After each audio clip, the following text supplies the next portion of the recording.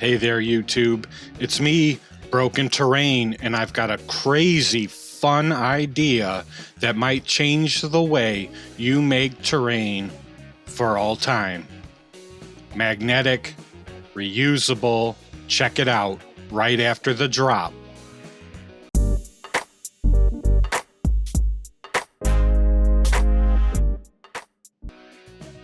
This project started with some mad scribblings in my sketchbook, and I went and I picked up a couple of 12 by 12 inch metal sheets from Hobby Lobby. I put them in between a piece of 1 inch XPS foam. I gridded it out into 1 inch squares all the way around, sealed it with black paint and matte Mod Podge, and then I went outside and I hit the whole darn thing in a gray primer. This is the first of many coats, and it's rough, but it works. Once it's primed, I'll hit it with a spray enamel, like a clear coat, and that protects it fairly well. That really is the backbone of this project. Make a couple of those tiles with the metal on both sides, and you can create yourself some really, really cool layouts. And I'm going to show you how to do a very cool double-sided layout with just one tile. In fact, I let you peek at it at the very beginning of this video. You can see I'm doing lots of wood platforms. I've got several done up. I'll go back over and put the sticks for walkways. I've even I tried to do a two-leveled one, and later might do some ladders and things. But that's really what this project is about: is the creativity, all the possibilities. Do you want to do like mining platforms? Like it's a cliff where people are digging against the mountain and looking for ore? You can do that. Do you want to do a mountain pass with snowy cliffs? Do that too. If you want to have a tiled walkway, man, you could do that as well. In fact, I didn't get them done, but I thought doorways. If anyone has the old Fireball Island board game, there's 6 caves, and you can go into one of the caves, but then you roll a 1d6, and whatever number rolls up is the cave you exit. So you might go where you want, or you might go somewhere else. I thought this would be a really cool idea for that. Put several magnetic doors on different platforms along the piece and make everyone roll to try and get to where they're going. That could be a real fun aspect. None of the techniques are particularly new. It's just how everything went together. And I just did a lot of testing, and so I guess that's what I want to share with everyone today. For platforms, I found that the magnets were not strong enough to just hold the platform as it was. There needed to be some kind of vertical piece to your platform base. For those wood platforms, I had some diagonal bracing, and that bracing, along with the magnets, kept those pieces in place and working as intended. For these cave pieces made out of the XPS foam, I just had to create a little cliff type part along where the magnets would connect the cliff to the wall, and that was enough to sturdy the XPS foam platform. And in fact, the farther I went down, the crazier I could get with the surface of the platform. Now, this is one of these what I think is a great idea. I started to think, how would your players want to traverse this wall? How do they get up? And so I needed to come up with some ideas. And I thought, man, grappling hooks would be really fun. It would be really cool for players to do, but they would need something to attach to.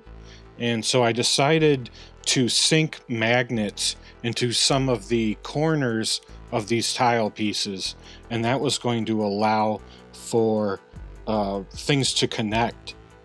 And I thought, while I was doing that, what else could I connect? And my son actually came up with this idea. He suggested vines. I thought, wow, that's a real cool idea. And something that I can utilize those same magnets with. You can see I've got several pieces made, both using the XPS foam and the wooden bits. I've got lots of different magnets in the XPS foam pieces. I've got the bridge idea looking really good, the vine idea you can see, and I've actually made these climbable. You'll get a better shot. Oh, there we go. Isn't that awesome? I used 3 magnets on each quarter of the length up. And because I've based my figures with the fender washers, the magnets work like a charm. That might not work for you, depending on whether you base like me or not, but here's one of the bridges I ended up doing. I just used some of that butcher's twine and some of the craft sticks, textured, cut to size, a little over an inch, and then a lot like a basket weave, one strand over, the other under, and then reverse it for the next board. I'll go back in every about 3 boards, straighten it, tighten it, and hit it with a little super glue. Then get your hot glue gun, glue down your next 2 strands. Make sure you've got some extra on both sides, and then do it all over again. Just making sure the boards stay straight, or as straight as you can get them, and even. No big deal. They end up looking really good. Hot glue them to some fender washers on the end, and then cover those fender washers with some craft sticks.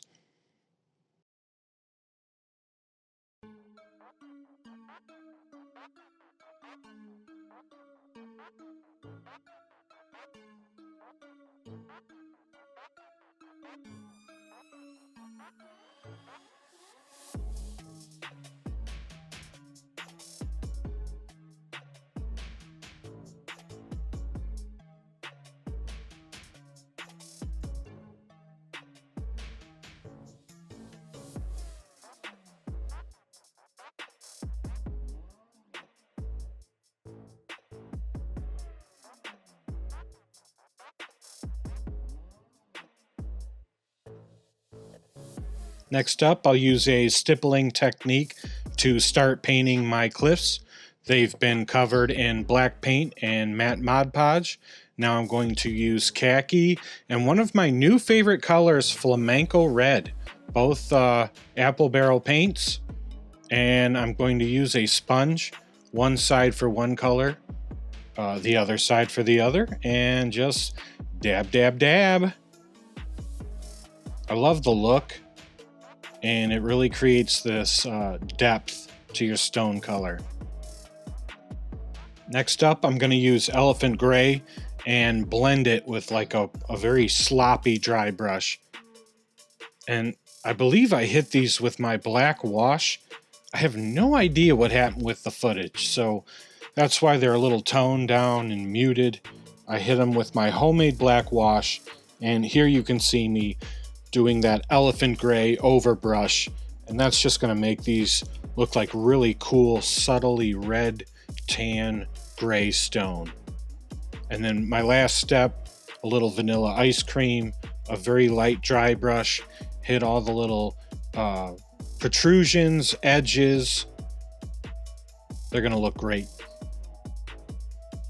Here's the grappling hook I created. I remember taking some pictures and footage, but I can't find it. I used those little eyelet pieces that I've used in the past, bent the edges up on several, cut 2 of them, and then glued and bound those 2 together to one long one. And then I'll take a nut, cover that nut in hot glue, and then I'll bury the grappling hook inside the hot glue, making sure I leave the eyelet out so that I can then take some of that butcher's twine, tie it to the end. I'll do a double knot, and then I measure out 10 inches, which in my scale will be 50-foot length rope. And oh man, if you got a massive metal piece, or maybe you're doing this stuff on the fridge or something, dude, a full 100-foot rope would be 20 inches. And if you could design some way to have the players actually climbing along the rope, how dramatic, the kind of tension that could build. I love it.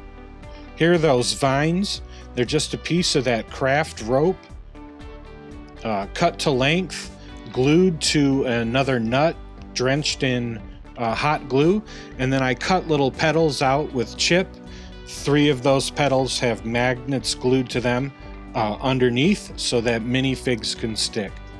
Here's an idea I didn't finish, but I thought could really work well with this system. Some mining tracks. Who doesn't want to do a really cool mining track adventure?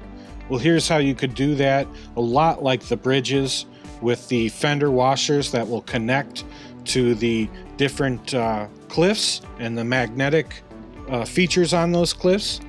And then because they're made of that really thin, flexible foam, they'll bend and twist with the different elevations, and you could have a real fun time doing a mining or a mining cart adventure. I have the whole thing set up on a Lazy Susan, and I highly recommend bringing it over to the table just like this. You can see I've got a couple really wide flat pieces for the bottom that kind of act as stairs, and then they also work to support the metal piece. Just makes it stand way better and allows you to manipulate it without everything falling all over you. It's a ton of fun to grab these pieces and just arrange them and rearrange them and reattach the bridge and remove the bridge and add a vine and change the way this platform is and reverse this one. And what if I make them go around the edge and then to the top? Or what if they have to go to the top and down to the other side? I mean, it is so cool. There are so many options. And you could just keep making platform after platform with different setups. I didn't even do ladders yet. Oh my gosh, do some ladders with some magnets. I mentioned the doors earlier. There is an incredible amount of things you could do with this. Do I call it a system? Maybe I do. No.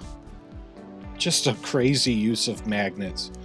And the larger your metal wall piece or tile, the crazier and more fun you can get with this. So I can't wait to see what people do with it. Tag me on Instagram, Broken Terrain. I'd love to see pictures of your own crafts. Thank you so much. Smash that like button. Please, if you want to see more of this stuff, subscribe so I can bring it to you. And as always, let's like each other, love each other, and craft on.